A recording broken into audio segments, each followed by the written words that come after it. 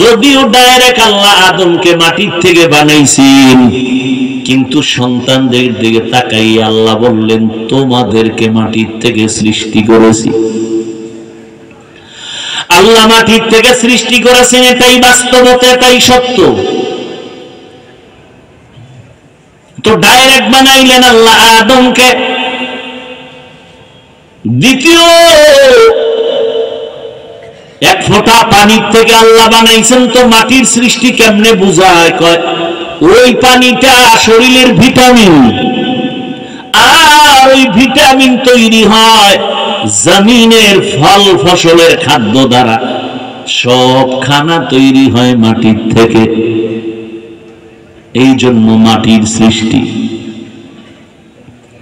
দ্বিতীয় আরেক জবাব হলো, আল্লাহ যখন ফেরেশতাকে বলেন এক ফোঁটা পানির মধ্যে তুমি সাধনা করো, শোধন করো 40 দিন, আর এর সাথে একটু সংমিশ্রণ করে দাও অমুক জায়গা থেকে একটু চিমটি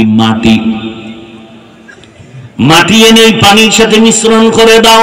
ওয়ালাকাদ খালাকনাল ইনসান মিন সুলালাতিন মিন তিন সুম্মা জাআলনাহু নুতফাতান ফি ক্বারারিন মাকিন সুম্মা খালাকনান নুতফাতা আলাকাহ ফাখালাকনাল আলাকাতা মুদগাহ ফাখালাকনাল মুদগাতা ইযামা فكسونا العظام لحما ثم أنشأناه خلقا آخر فتبارك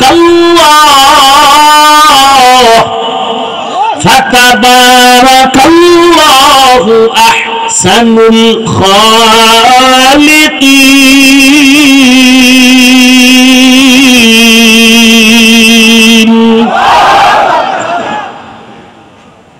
আল্লাহ তাআলা বলেন শক্ত মাটি, এর থেকে মানুষ তোকে সৃষ্টি করলাম, আর ওই মাটিকে সুম্মা জাআলনাহু নুতফাতান ফি ক্বারারিন মাকিন।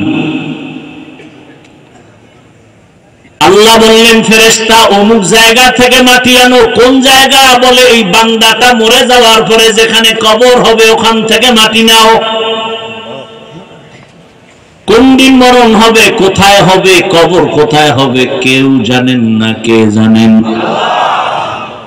কিন্তু এখনো প্রশ্ন থেকে যায়, কিছু কিছু মানুষ আগুনে পুড়িয়া কয়লা, কেউ সমুদ্রের পানিতে ডুবিয়া, লাশের অস্তিত্বই নাই, এদের কবর নাই, এদের মাটি পাবে কোথায়? মুফাসসিরিনে কেরাম বলেন প্রত্যেকটা মানুষের পেছনে একটা বড় হাড় আছে, মেরুদণ্ড। এই মেরুদণ্ডের একেবারে নিচের অংশে একটা মার্বেলের মতো গোড়া আছে। মানুষ পচে যাক, গলে যাক, পুড়ে যাক, ওই গোটা কখনো নষ্ট হবে না। ওই গোড়ার থেকে কিয়ামতের ময়দানে মানুষ দাঁড়াবে। সাগরে পড়ে যাক, আগুনে পড়ে যাক, ওই গোড়া তো কখনো না কোথাও মাটির সাথে গিয়ে লাগবে। কেউ জানে না। কে জানেন? মেরা এজাজু করদন বেহিসাব খলকেরা দাদন জওয়াবে বাসওয়াব হক না দারব দোস্তে খলকা জারেরা নিস্তে ই খসলত একে দিনদারেরা। কষ্ট হইতেছে আপনার? ভাইরা আমার, ওই গোড়া কখনো নষ্ট হবে না। তো ওই গোড়া যেখানে লাগবে মাটির সাথে তো লাগবে। আল্লাহ বলে ওখান থেকে মাটি এনে মিশ্রণ করে দাও।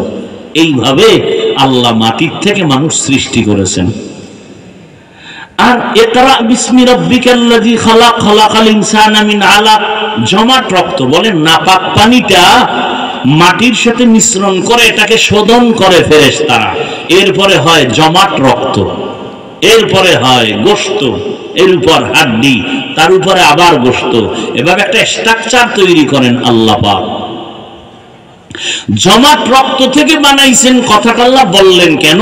বলে মানুষের জিন্দেগির জীবনের চালিকা শক্তি অন্যতম একটা রক্ত। ব্লাড সার্কুলেশন বন্ধ হয়ে যাবে, মানুষ জাগাত শেষ হয়ে যাবে, কথা ঠিক নেই? ব্লাড ক্যান্সার হবে, মানুষ মরে যাবে। তাহলে রক্ত সচল থাকা মানুষের জীবন জিন্দা থাকার একটা মূল জিনিস। এদিকেই ইঙ্গিত করে আল্লাহ বলেন, আমি জমাট রক্ত থেকে মানুষকে সৃষ্টি করেছি।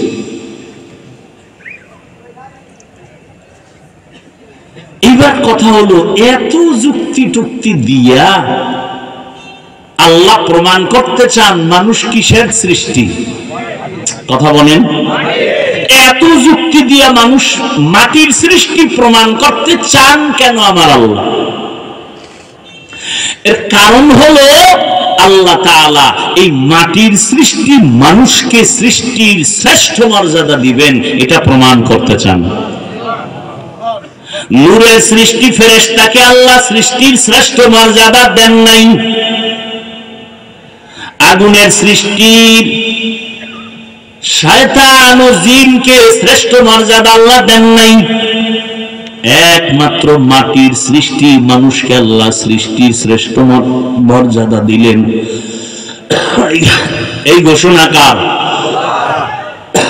এই সিদ্ধান্ত অস্থায়ী না স্থায়ী? জানা থাকলে জবাব দিবেন। নূরের সৃষ্টি শ্রেষ্ঠ বলেন, আগুনের সৃষ্টি শ্রেষ্ঠ? কি শ্রেষ্ঠ? সিদ্ধান্ত কার? স্থায়ী না অস্থায়ী? মানে নাই কে? জানা আছে? কে মানে নাই? আল্লাহ যখন বললেন উসজুদু লিআদম, আদমকে সিজদা করো, ফাসাজাদু ইল্লা ইবলিস, সবাই সিজদা করলো, কে করে নাই? আল্লাহ কই ইবলিস করলি না কেন? কয় আমার যুক্তিতে মিলে না। ইবলিস সিজদা করে নাই গায়ের জোরে না যুক্তির ব্যানারে? আল্লাহ কয় যুক্তি কি? ইবলিস একেবারে মূর্খ না, ফেরেশতাদের ওস্তাদ, জ্ঞানে ভান্ডার। কয় যুক্তি হলো খালাকতানি মিন নার ওয়া খালাকতাহু মিন তিন, আদম রে বানাইছেন মাটির দ্বারা, আমাকে বানাইছেন আগুনের দ্বারা। আগুনের গতি উপরে, মাটির গতি নিচে। আমি কেন নত হব? আদম আমারে সিজদা করবে। যুক্তিটা একেবারে ফেলে দেওয়ার মতো, কিন্তু এখানে কারবার চলতেছে মালিক আর গোলামের, এখানে কোনো যুক্তি চলবে না। ছাত্র শিক্ষক কথা বলবে, আদান প্রদান করবে, এখানে মারাত্মক কোনো যুক্তি চলবে না, এখানে আনুগত্য চলবে। দিলি কেন যুক্তি? ফাখরুজ, বের হয়ে যা। আল্লাহ বলেন আমার স্থায়ী সিদ্ধান্ত, মাটির সৃষ্টি মানুষ শ্রেষ্ঠ, নূরের সৃষ্টি শ্রেষ্ঠ না, আগুনের সৃষ্টি শ্রেষ্ঠ না। আল্লাহ পাক রব্বুল আলামিন স্থায়ী সিদ্ধান্ত দিয়ে দিলেন, ওয়ালাকাদ কাররামনা বানি আদম وحملناهم في البر والبحر ورزقناهم من الطيبات وفضلناهم على كثير ممن خلقنا تفضيلا। देखो जा कुरान में ऐ मुहतरम मुस्तफा की उम्मती खैरुल उम्माम। বনি আদম বড় দামি। কেন দামি? এর শক্তি বেশি? কথা বলেন না কেন? মানুষ শ্রেষ্ঠ কেন? শক্তির কারণে? আল্লাহ বলেন তোরা দুর্বল। ওয়া খুলিকাল ইনসানু যায়ীফা, আমি ইনসান জাতিকে দুর্বল করে সৃষ্টি করেছি। মানুষের মতো দুর্বল আর কোন প্রাণী আমি আল্লাহ সৃষ্টি করিনি। মিনহা খালাকনাকুম, ও মাটির মানুষ আমি তোদের মাটির থেকে বানাইছি। এখান থেকে দুইটা উপদেশ নিয়ে বাড়ি যাও। এক,